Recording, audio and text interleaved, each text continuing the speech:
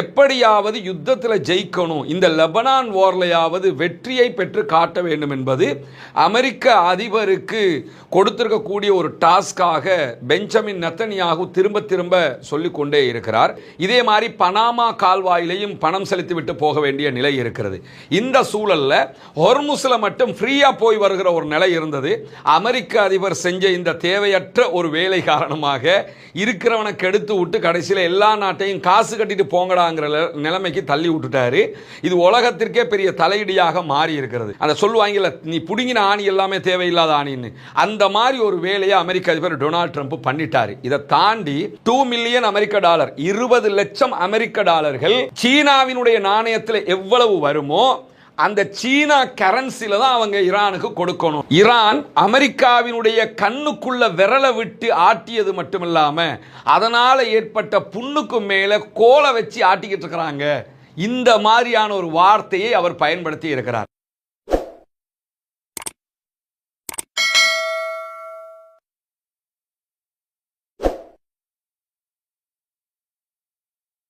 அன்பிற்கினிய சகோதர சகோதரிகளே, நம் அனைவர் மீதும் ஏக இறைவனுடைய அமைதியும் கருணையும் உண்டாகட்டுமாக என்கிற உயரிய பிரார்த்தனைகளோடு இன்றைய இந்த வீடியோவில் ஒரு முக்கியமான விவகாரத்தை பற்றிய சில தகவல்களை தெரிந்து கொள்ள இருக்கிறோம். அது என்னன்னா, நமக்கு தெரியும் தற்போது ஒரு 2 வார கால தற்காலிக யுத்த நிறுத்தம் மத்திய கிழக்கிலே ஏற்பட்டிருக்கிறது.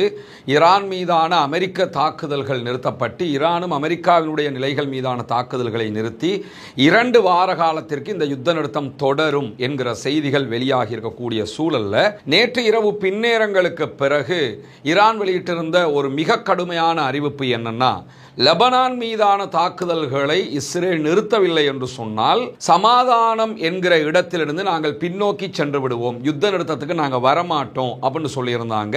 காரணம் என்னன்னு கேட்டால், யுத்த நிறுத்தத்தில் ஈரானும் லெபனானும் ஒன்றிணைந்து செயல்படும் என்று ஈரான் சொல்லுகிறது. ஆனால் லெபனானை இதில் இன்க்ளூட் பண்ண முடியாது என்று இஸ்ரேல் சொல்லிக் கொண்டிருக்கக்கூடிய சூழல்ல நேற்றைய இரவு நேரங்களில் ஒரு மிட் நைட்டுக்கு பிறகு அமெரிக்க அதிபர் டொனால்ட் ட்ரம்ப் வெளியிட்டிருக்கக்கூடிய அறிவிப்பில் என்ன சொன்னாருன்னா, லெபனானை இந்த ஒப்பந்தத்தில் நாங்கள் இன்க்ளூட் பண்ண மாட்டோம்னு சொல்லியிருந்தார். இதுக்கான காரணம் என்னன்னா, இந்த யுத்தமே முழுவதுமாக இஸ்ரேலுடைய நலன்களை சுற்றித்தான் இருக்கிறது. அரபு நாடுகள் எக்கேடு கட்டு போனாலும் அமெரிக்காவுக்கு பிரச்சனை இல்லை, என்ன சொன்னாலும் அரபு நாட்டுக்காரன் நமக்கு காசு தர போறான்ங்கிற நம்பிக்கை அவங்களுக்கு இருக்குது. ஆனால் எப்படியும் இஸ்ரேலை பாதுகாக்க வேண்டும் என்பதுதான் அவர்களுடைய தேவையாக இருக்கிற காரணத்தினால தற்போது இஸ்ரேலுடைய ஆட்சி அதிகாரம் பெஞ்சமின் நெத்தன்யாகு இடத்தில் இருக்குது. காசாவில் அவர்கள் தோல்வி அடைந்திருக்கிறார்கள். காசாவை வைத்து தேர்தல் பிரச்சாரம் செய்யவும் முடியாது, அவரால் தேர்தலில் ஜெயிக்க முடியாது. ஜெயிக்க முடியாவிட்டால் அவருடைய ஊழல் விசாரணைகள் காரணமாக தோல்விக்கு பிறகு அவர் சிறை கம்பிகளை எண்ண வேண்டி வரும். இதையெல்லாம் கருத்தில் கொண்டு எப்படியாவது யுத்தத்தில் ஜெயிக்கணும், இந்த லெபனான் வார்லையாவது வெற்றியை பெற்று காட்ட வேண்டும் என்பது அமெரிக்க அதிபருக்கு கொடுத்திருக்கக்கூடிய ஒரு டாஸ்காக பெஞ்சமின் நெத்தன்யாகு திரும்ப திரும்ப சொல்லிக்கொண்டே இருக்கிறார். அமெரிக்கா அதற்கு சப்போர்ட் பண்ண வேண்டிய தேவையும் இருக்கிறது. எது எப்படி போனாலும் இதுவரை நடத்தப்பட்டு வருகிற லெபனான் மீதான தாக்குதல்களில் இந்த நிமிடம் வரைக்கும் 1 தொடக்கம் 3 கிலோமீட்டர் வரைக்கும் தான் லெபனானுடைய எல்லைகளுக்குள்ள இஸ்ரேலிய ஆக்கிரமிப்பு ராணுவம் போயிருக்கிறது என்கிற தகவல்களை இஸ்ரேலுடைய ராணுவமே சொல்லிக் கொண்டிருக்கிறது. ஆனால் அவங்க 30 கிலோமீட்டர் வரைக்கும் நாங்கள் பிடிக்கணும் என்கிற டாஸ்கில் இருக்கிறாங்க. ஆனால் பெகா பள்ளத்தாக்குகளை தாண்டி அவர்களுக்கு அந்த கிரவுண்டு தரைப்படை தாக்குதல்களை முன்னுக்கு கொண்டு போக முடியாமல் இருக்கிறது. காரணம் என்னன்னா, லெபனானுடைய ஹிஸ்புல்லாக்களுடைய தரைப்படை பிரிவுகள் மிக உச்சகட்டமான பதிலடியை அவர்களுக்கு நேருக்கு நேராக கொடுத்து கொண்டிருக்கிறார்கள். இப்படியான ஒரு சூழல்ல நிர்கதியில் நிற்கக்கூடிய இஸ்ரேல் வான்வழி தாக்குதல்களை லெபனானுடைய பல பகுதிகள் மீதும் நடத்தி கொண்டிருக்கிறார்கள். நேற்றைய தினம் வெறும் 10 நிமிடங்களுக்குள்ளாக 160 பாரிய குண்டுகளை லெபனானுடைய பல பகுதிகள் மேலேயும் அவங்க போட்டு 300க்கும் மேற்பட்ட அப்பாவிகளை கொன்று குவித்திருக்கிறார்கள். இதற்கு இன்றைக்கு ஐநா உள்ளிட்ட பல நிறுவனங்களும் கண்டனங்களை தெரிவித்திருப்பதையும் நம்ம பார்க்க முடியும். நம்மளை பொறுத்தவரையில் எந்த ஒரு அப்பாவியும் எந்த நேரத்திலும் எங்கும் எதற்காகவும் கொல்லப்படக்கூடாது.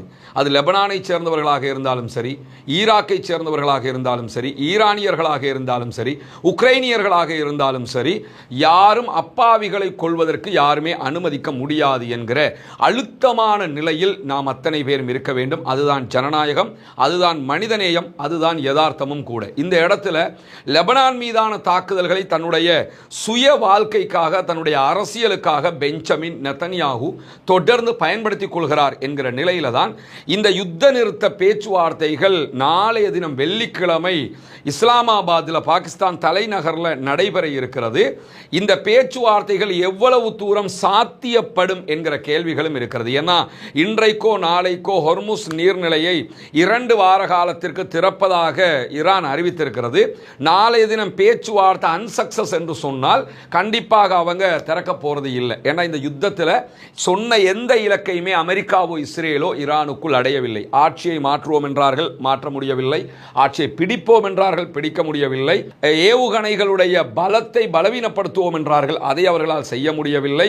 ஈரானுக்குள் இருக்கிற செறிவூட்டப்பட்ட யுரேனியத்தை கைப்பற்றுவோம் என்றார்கள், அதை அவர்களால் செய்ய முடியவில்லை. மொத்தத்தில் எதையுமே செய்ய முடியாம ஒரு யுத்தத்தில் ஜெயிச்சிட்டாங்கன்னு சொன்னா அந்த நாட்டையே கைப்பற்றி இருப்பாங்க. உலகத்தில் அமெரிக்கா செய்த யுத்தங்களில் வெற்றி பெற முடியாமல் ஒரு ஒப்பந்தத்தை செய்வதற்கு அமெரிக்காவை முன்மொழிந்த ஒரே யுத்தமாக இந்த யுத்தத்தை மட்டும்தான் நீங்க பார்க்க முடியும். ஈராக்ல அவங்க ஜெயிச்சாங்க, ஈராக்கை முழுவதுமாக கைப்பற்றினாங்க. ஆப்கானில் ஜெயிச்சாங்க, ஆப்கானை முழுவதுமாக கைப்பற்றினாங்க. இப்படித்தான் எல்லா இடத்துலையும் அவங்க செஞ்சிருக்கிறாங்க.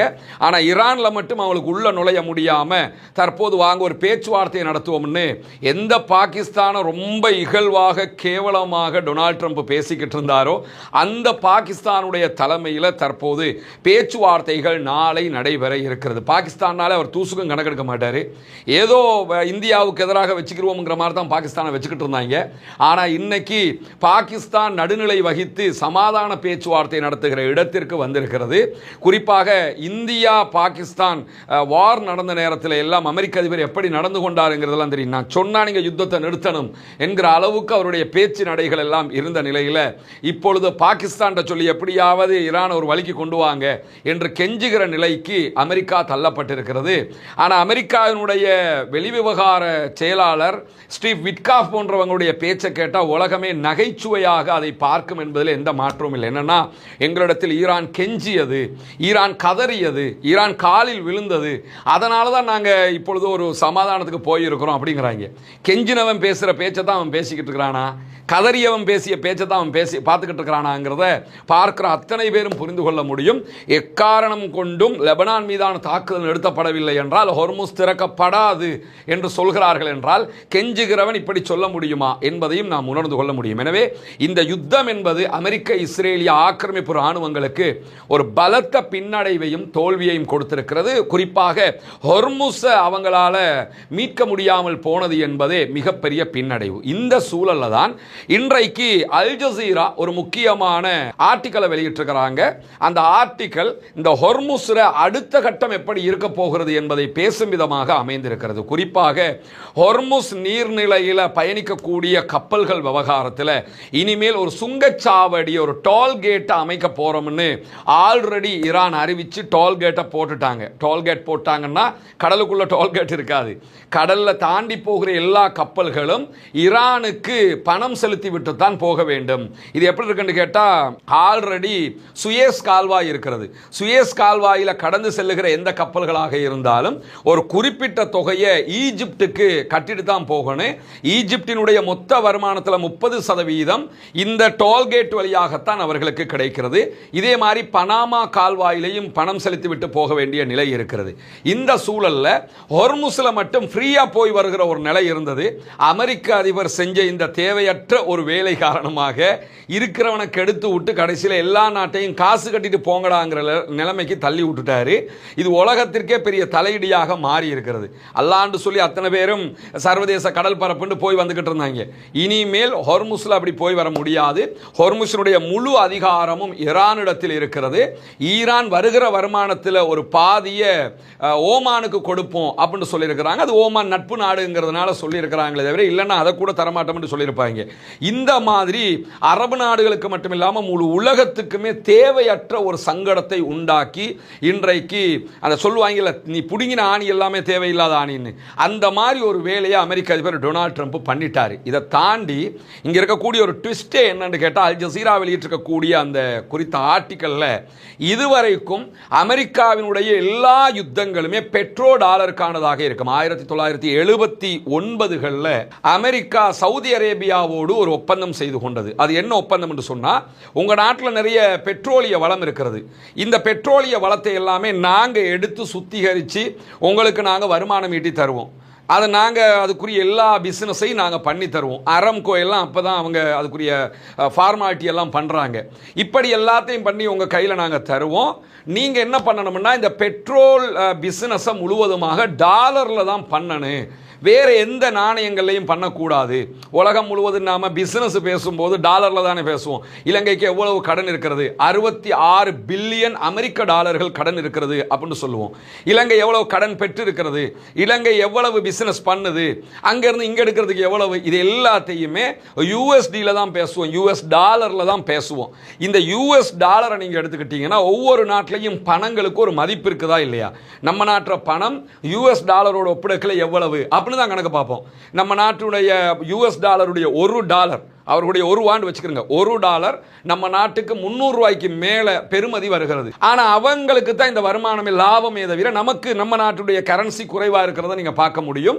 ஏன்னா அவர்களுடைய கரன்சி அவங்க எவ்வளவு பிரிண்ட் பண்ணினாலும் அவங்களுக்கு பிரச்சனையே இல்லை. ஏன்னா எல்லாருமே அந்த கரன்சியில் தான் பிஸ்னஸ் 80% பிஸ்னஸை பண்ணுறாங்க உலகம் முழுவதும்.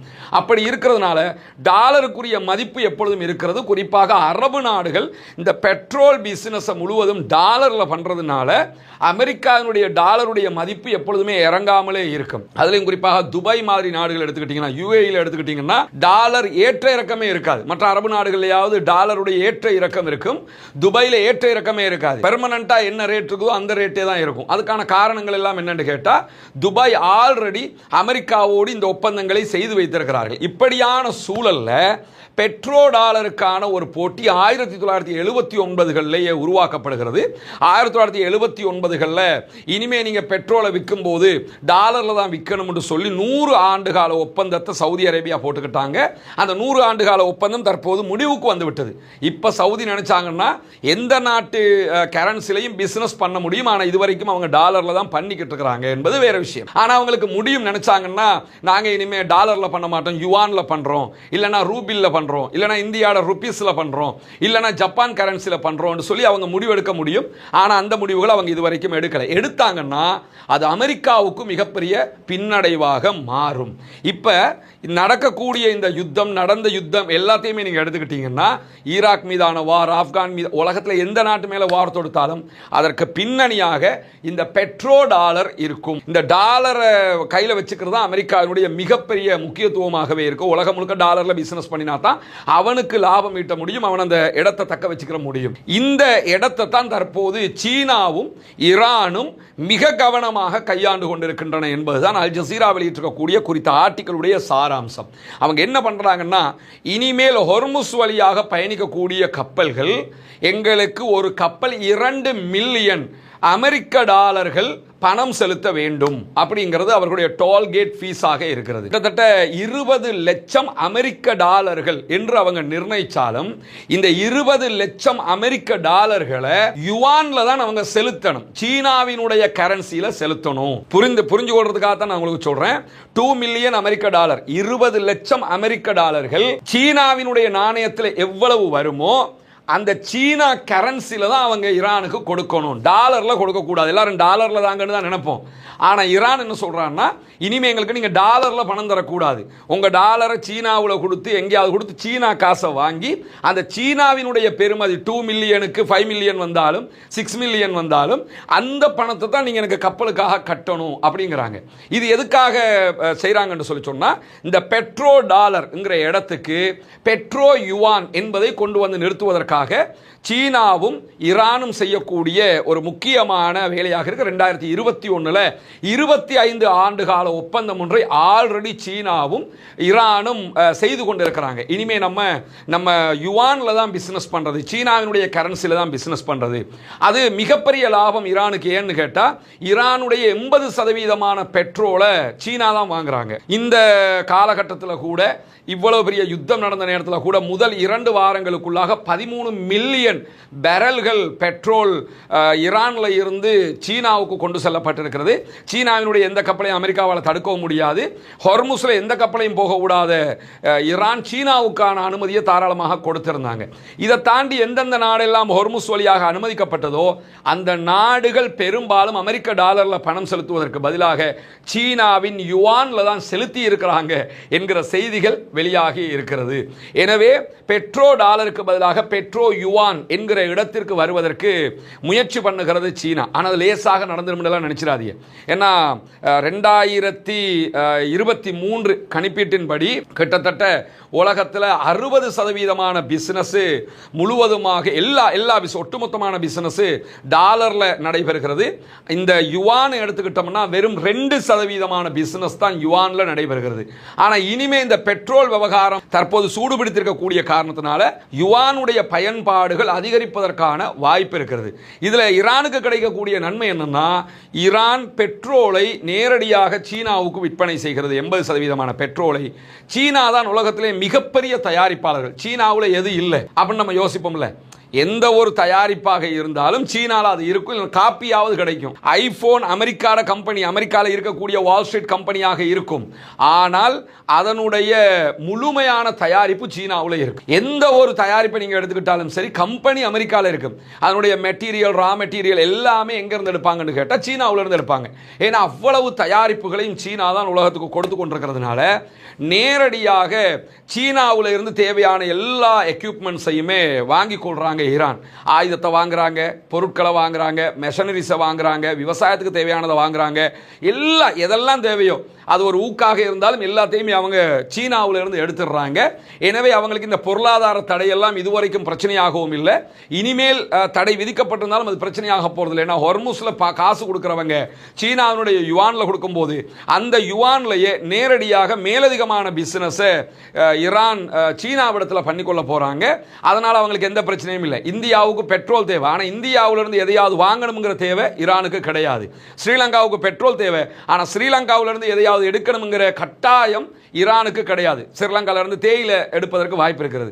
தேயிலைங்கிறது அத்தியாவசியமான பொருள் கிடையாது. இல்ல அத்தியாவசிய பொருளாக இருந்தால் தான் செத்துருவோமேங்கிற ஒரு நிலை வரும். எனவே எல்லாமே அவங்களுக்கு, ஈவன் தேயிலை கூட அவங்களுக்கு சீனாவிலிருந்து இறக்குமதி செஞ்சிடலாம். எல்லாமே சீனாவிலிருந்து கிடைக்கிறதுனால தான் தற்போது டொனால்ட் ட்ரம்பினுடைய இந்த அறப்படிச்ச வேலையினால, திமிரு பிடிச்ச வேலையினால, அவருக்கு வந்து இந்த ஆணவத்தினால ஏற்பட்டிருக்கக்கூடிய விளைவு இனிமேல் பெட்ரோ டாலருக்கு பதிலாக பெட்ரோ யுவானை பயன்படுத்த ஆரம்பித்திருக்கிறது ஈரான். எனவே ஈரான் யுத்தத்தில் தோத்து இருந்தாங்கன்னா இந்த முடிவுக்கெல்லாம் போவாங்களா? சாதாரணமா சிந்திச்சு முடிவு எடுத்துக்கிறீங்க. ஒரு யுத்தத்தில் தோல்வியுற்ற நாடாக இருந்தா இப்படி கண்டிஷன் போட முடியுமா? இப்படித்தான் நீங்க பிசினஸ் பண்ணணும்னு சொல்ல முடியுமா? எனவே எவ்வளவு பெரிய அபாரமான வெற்றியாக இருந்திருந்தால் ஈரான் இந்த நிலைக்கு போயிருப்பாங்கங்கிறதையும் நம்ம புரிந்து கொள்ள வேண்டி இருக்கிறது. இந்த யுத்தத்துக்கு பிறகான சீன ஈரானிய கூட்டும் இந்த யுவான்ல பிசினஸ் பண்றது, இது தொடர்பாக ஹார்வர்ட் யூனிவர்சிட்டியினுடைய பொருளாதார பேராசிரியரும் IMF சர்வதேச நாணய நிதியத்தினுடைய முன்னாள் தலைமை பொருளாதார நிபுணருமாக செயல்பட்ட கென்னத் ரொகாஃப் என்பவருடைய கருத்துக்களை அல் ஜசீரா குறித்த ஆர்டிக்கல்ல ஒரு முக்கியமான பார்ட்டாக சேர்த்திருக்கிறாங்க.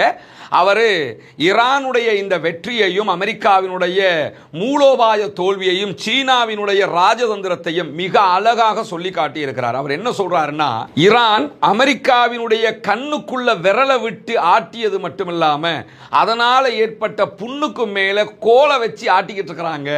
இந்த மாதிரியான ஒரு வார்த்தையை அவர் பயன்படுத்தி இருக்கிறார். அதாவது அவன் கண்ணுக்குள்ள விரல விட்டு ஆட்டிட்டான், அதுல புண்ணு வந்துருச்சு, அதுக்குள்ள இப்ப கோலை விட்டு ஆட்டிக்கிட்டு இருக்கிறான். அந்த அளவுக்கு அமெரிக்கா இதிலே பின்னடைவை சந்தித்திருக்கிறது என்பதுதான் இன்றைக்கு ஹார்வர்ட் பல்கலைக்கழகத்தினுடைய தலைமை பேராசிரியர் பொருளாதார நிபுணர் கென்னத் அவர்களுடைய வார்த்தையை அல் ஜசீரா சுட்டி காட்டுறதை நீங்க பார்க்க முடியும். அதே மாதிரி பிரிட்டிஷினுடைய கீழ் பல்கலைக்கழகத்தினுடைய சர்வதேச உறவுகளுக்கான பேராசிரியர் சொல்லக்கூடிய செய்தியையும் அல் ஜசீரா சுட்டிக்காட்டுகிறது. அமெரிக்காவினுடைய நிதி ஆதிக்கத்திற்கு சவால் விடுவதையும் டாலர் அதே போன்று பெட்ரோ டாலர்களுடைய முக்கியத்துவத்தையும் ஈரான் மிக தெளிவாக புரிந்து கொண்டிருக்கிறது.